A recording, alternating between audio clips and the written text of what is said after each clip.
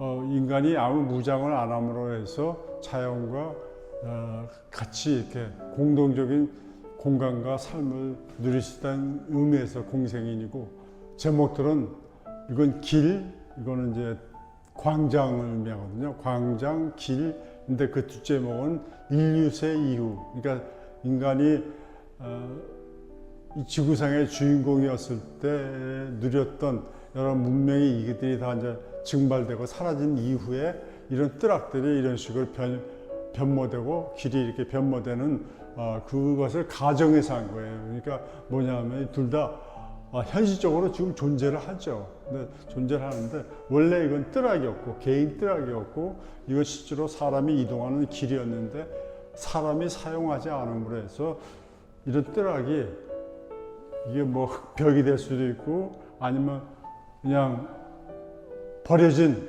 어떤 그 터가 될 수도 있고요. 이건 이제 어떻게 보면 이제 길이었지만 지금은 길이 더 이상 아닌 어떤 그런 형상을 보여준다고 볼 수 있죠. 그러니까 인류세라는 것 특징이 플라스틱 문명을 갖다 누렸던 어떤 종족에 가는 건데 이제 그 사람들이 사라지면은 그 종족이 사라지면은 지구에 찾아올 새로운 하나의 그 자연적인 현상을 이제 얘기한다고 볼 수가 있는데요. 그것은 이제 일종의 가상적으로 표현하는 거죠.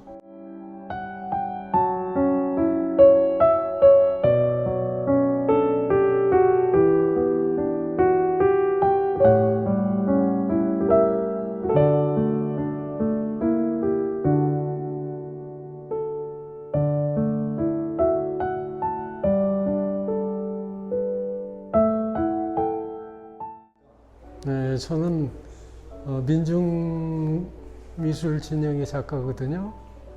그런데 전에는 조는 풍경도 그리고 시대 상황적인 걸 그런 작업을 해왔는데 이 작업을 하게 된 계기는 도시를 한번 표현해보자.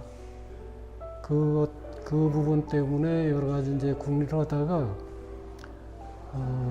도시와 환경이라는 주제를 가지고 표현하게 됐어요. 그런데 표현하다 보니까 이제 도시에서 나온 쓰레기들, 그 중에 캔을 접하게 돼가지고 캔으로 도시와 환경을 표현하다 보니까 이런 작업을 하게 됐습니다.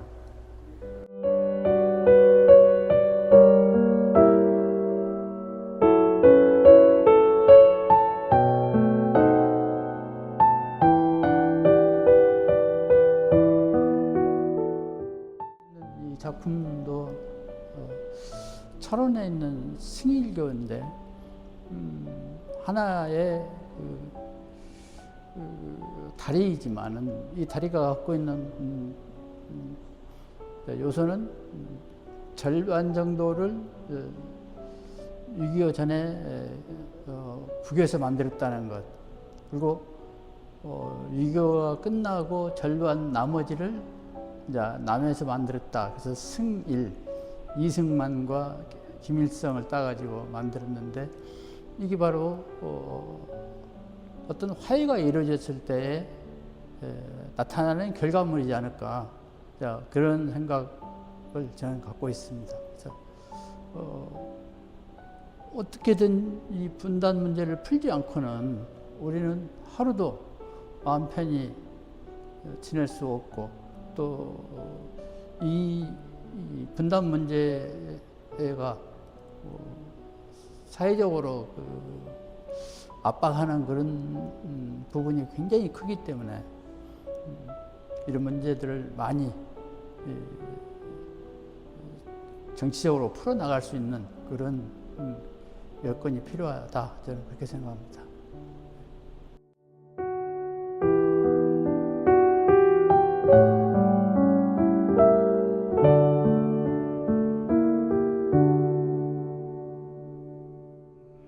그 자연이라는 게 어떤 현상적 자연도 있고 어떤 상황적 자연이 있다고 이렇게 생각을 했습니다. 그래서 우리가 이제 그 모든 사물이 점점 그 세월이 감에 따라 변하는 이런 그러한 자연적인 것과 그 다음에 어떤 우리가 늘 흔히 얘기하는 자연스럽다 혹은 내추럴하다 이런 의미의 그 상황적 자연을 또 발견하게 됐습니다. 그래서 이번에는 그 조금 그 오래된 지난 그 나무 껍질 이런 거를 또 소재로 한번 넣어봤습니다. 나무 껍질이라는 의미가 어떤 세월 따라 이렇게 변해가는 그 어떤 나무에 고정돼 있을 때는 그 어떤 하나의 그 어떤 살아있는 어떤 그 생명체가 되겠지만 그게 아니고 어떤 그 땅에 떨어져 있을 때는 그게 하나의 그 자연스러운 현상적 자연이 될 것 같았습니다. 그래서 그 나무 껍질을 이제 그 현상적인 의미에서 또 만들어 보기도 했고 바다라는 큰 넓은 의미의 그 이제 파도가 치는 그 상황적 자연을 또 이렇게 재현해 보기도 했습니다.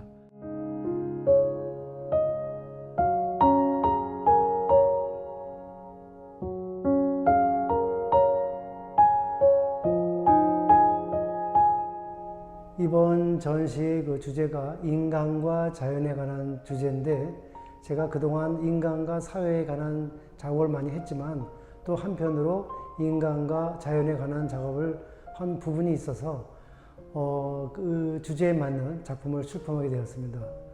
최근에 우리 인류는 자연의 재앙이 굉장히 많이 보여지는데 지진이나 태풍이나 이런 홍수라든가 이러한 재난을 이번 작품에서 제가 테마로 잡아가지고 그림 작업을 출품을 하게 되었습니다.